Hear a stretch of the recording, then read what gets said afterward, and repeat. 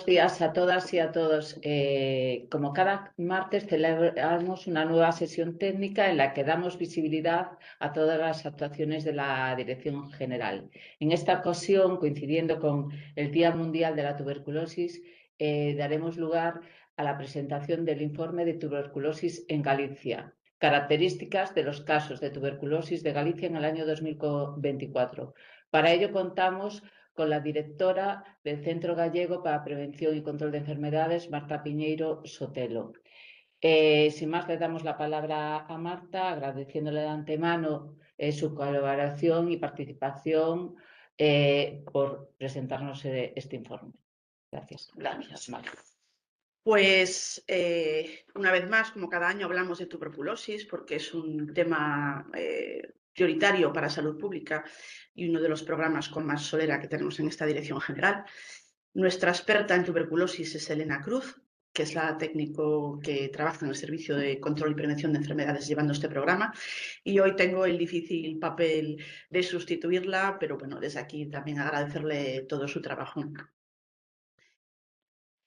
Lo que vamos a ver pues es la situación de la tuberculosis a nivel mundial, un repasito a nivel estatal y sobre todo los datos en nuestra comunidad en este breve tiempo que son 15 minutos que dura la sesión técnica.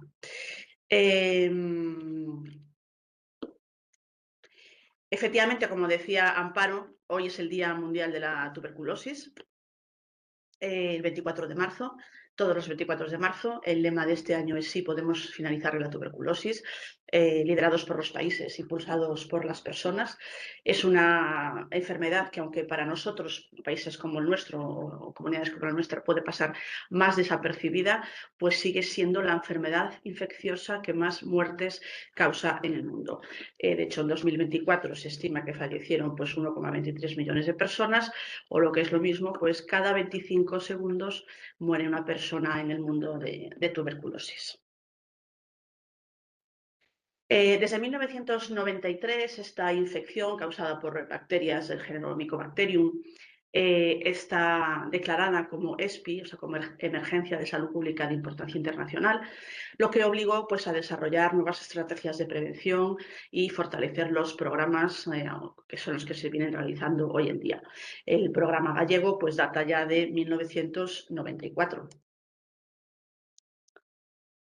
En esta diapositiva veis la situación mundial en el año 2024 con la estimación de 10,7 millones de personas enfermas, lo que supondría una incidencia de 131 casos por cada 100.000 habitantes, aunque veis que la distribución no es homogénea y hay unas incidencias mucho más altas en la parte más inferior de África y así como países de Asia.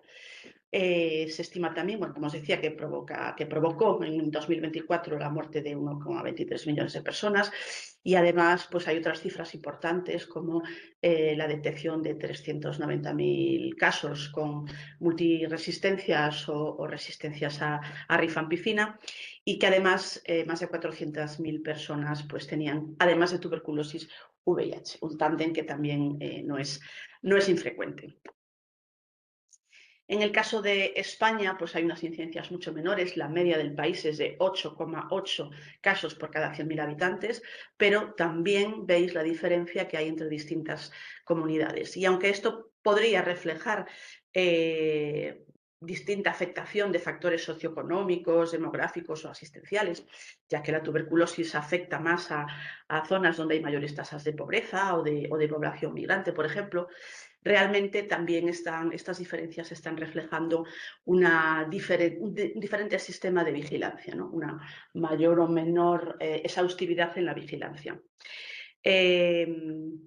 En nuestro caso, Galicia, pues ya veis que es la cuarta, tiene una incidencia de un 11,5 casos por cada 100.000 habitantes, pero esto, como os digo, es reflejo de la extraordinaria vigilancia que se hace en esta comunidad. De hecho, en 2024 se detectaron 310 casos autóctonos incidentes de tuberculosis en Galicia y el 37% fueron detectados de manera activa, es decir, a través de fuentes de información alternativas, no solo la declaración por los sistemas asistenciales, sino la búsqueda en otros registros de servicios de microbiología, de anatomía patológica, de farmacia, CMBD, de altas hospitalarias, por la búsqueda de contactos. Es decir, es una búsqueda activa que refuerza la vigilancia. Ya veis que supone un alto número de casos, 37%, que pasarían desapercibidos, y no solo para el registro, sino para abordarlos, tratarlos, curarlos y evitar las cadenas de transmisión. Así que ya veis que aquí en Galicia más es menos, es decir, tenemos más casos, detectamos más, pero eso quiere decir que se nos están escapando menos. Esta es la evolución de la incidencia de la tuberculosis en Galicia en todo el periodo desde el año 1996. En azul veis la incidencia global de tuberculosis. En verde punteado pues es la incidencia de la tuberculosis pulmonar, que es la localización más frecuente de la tuberculosis. Supone o supuso en 2024 el 61% de los casos de tuberculosis. Y en rojo pues veis la evolución de la tuberculosis bacilífera, que es la forma activa y contagiosa de la tuberculosis pulmonar, que supuso el 45% de los casos pulmonares. Se aprecia en todos de manera con la misma tendencia descendente desde el inicio del programa en los años 90. En el caso de la tuberculosis global, pues el descenso fue del 84,2% en todo el periodo, lo que supone una media anual de descenso de 6,3, aunque ya veis que estamos ya en una etapa bastante estabilizada en los últimos 3 años, con una incidencia de 11 casos por 100.000 habitantes. También os mostramos los datos diferenciados por área sanitaria, donde también hay diferencias que también pueden requerir un análisis más exhaustivo para ver por qué esas diferencias. Pero quiero resaltar aquí que gran parte del éxito de este programa se debe a que en cada área sanitaria hay una UTB, una unidad que aborda la tuberculosis de manera específica y que además está integrada por distintos profesionales de salud pública, preventivistas, neumólogos, incluso trabajadores sociales. Y bueno, ellos coordinan todas las acciones tanto de salud pública como de asistencia a los casos, a los enfermos, a los infectados, a los contactos. Y bueno, y yo creo que se refleja en la evolución de todo el periodo el éxito de estos equipos. En este caso vemos la incidencia, bueno, la tuberculosis es más frecuente en hombres, lo veis en el quesito de la derecha, el 2024 supuso el 65% de los casos.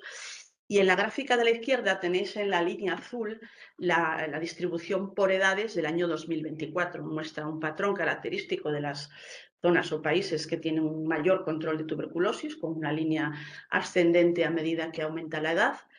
Y en comparación os ponemos en la línea naranja la distribución por edades que había en el año 96, ¿no? Pues con unas fluctuaciones muchísimo más abruptas, sobre todo en las edades más jóvenes, y que pues, son patrones característicos de zonas donde la transmisión comunitaria era muy alta.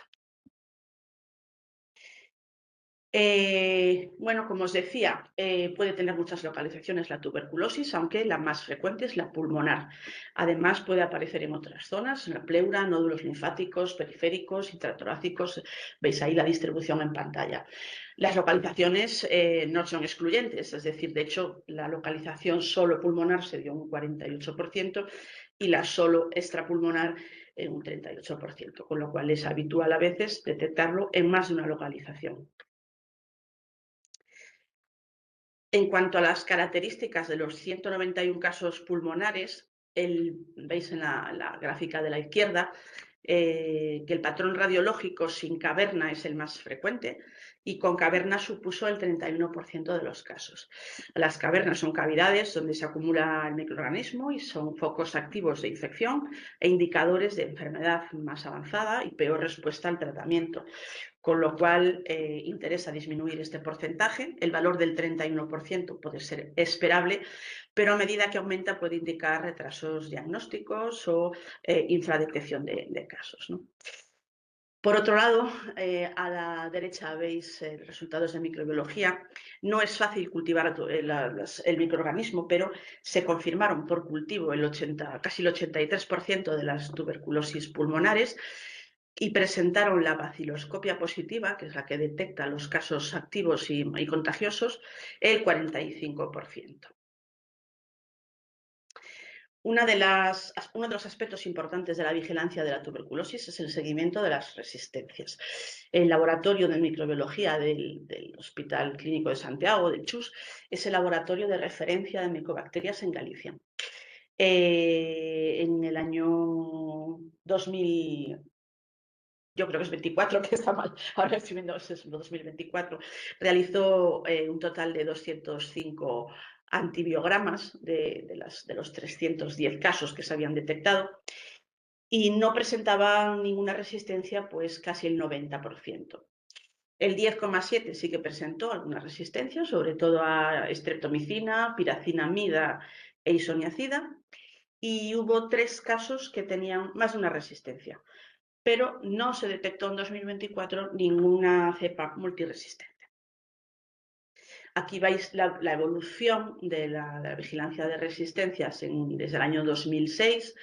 En la línea verde superior vemos las fluctuaciones en la detección de cepas resistentes, con una media general en el periodo del 12%. En la línea azul es la resistencia a isoniazida, que bueno, tiene ahora mismo pues un patrón o un resultado menor que al inicio del periodo, que en 2006, una mejor situación. Y en la línea roja pues vemos la detección de cepas multiresistentes que se mantiene pues, en niveles muy bajos en nuestra comunidad. En la vigilancia se analizan también los factores de riesgo que pueden estar asociados. La distribución pues la veis ahí completa en el gráfico. El 72% de los casos tienen al menos uno de estos factores de riesgo. El principal es el tabaquismo, con un 22,6%.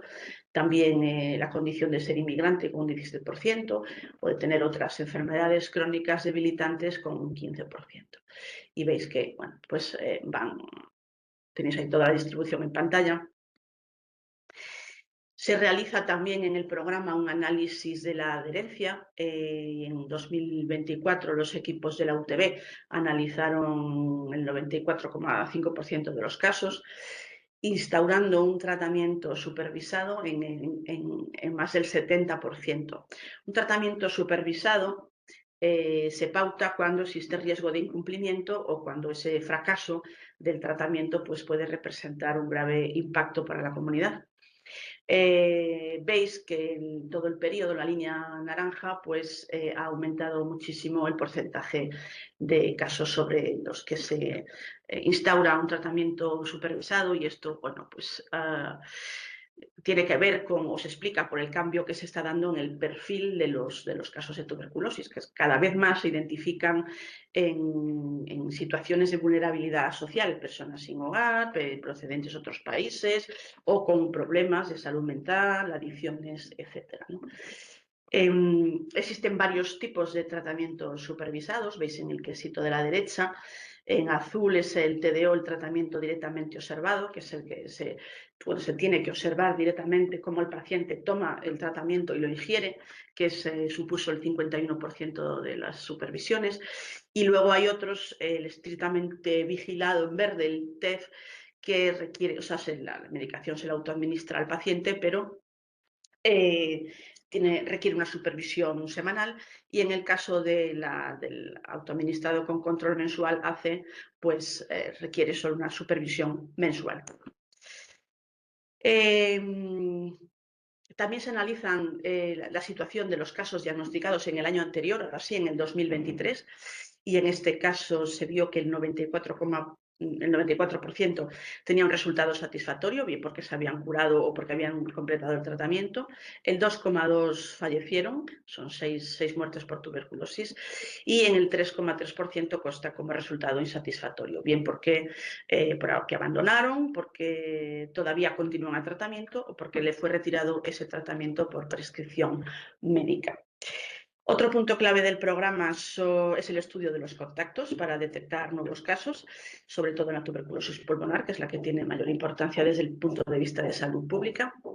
A lo largo del periodo, pues vemos que ha disminuido el número de contactos estudiados, pero esto es lógico a la medida que disminuyen los casos.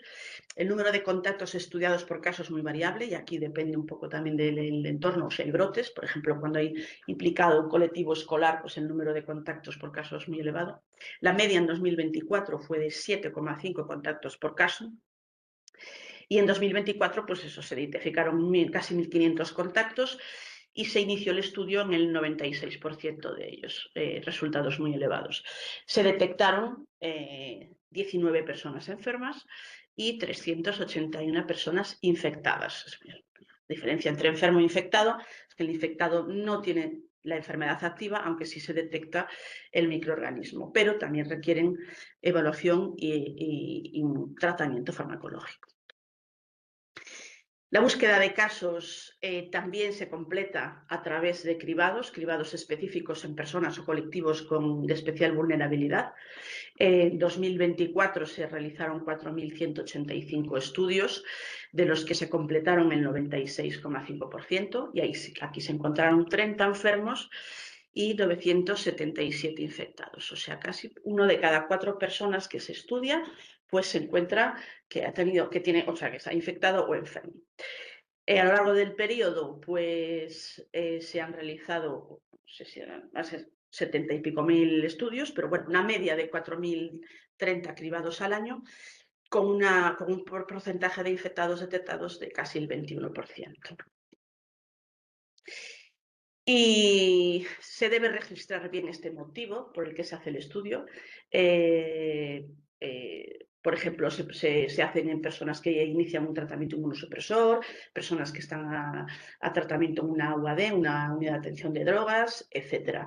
Pero veis que la mayoría de los casos están clasificados como otros.